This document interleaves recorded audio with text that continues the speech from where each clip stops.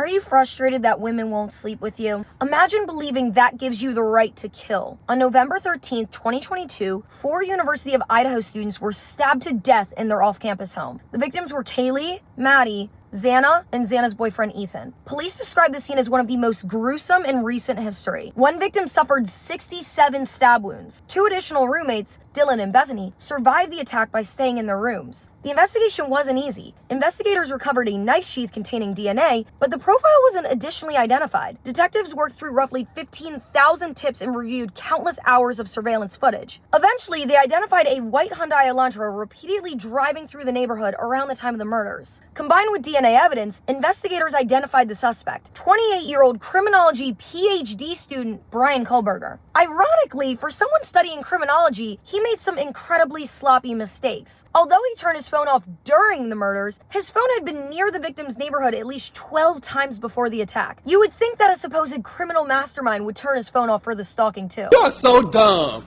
You are really dumb. In 2025, Kohlberger accepted a plea deal to avoid the death penalty. The deal was controversial because it ended the case without any explanation for his motive. That vacuum fueled endless conspiracy theories claiming that the roommates, the fraternities, or multiple killers were somehow involved. Personally, I don't buy it. Based on publicly known evidence, Kohlberger was an isolated man who struggled with women.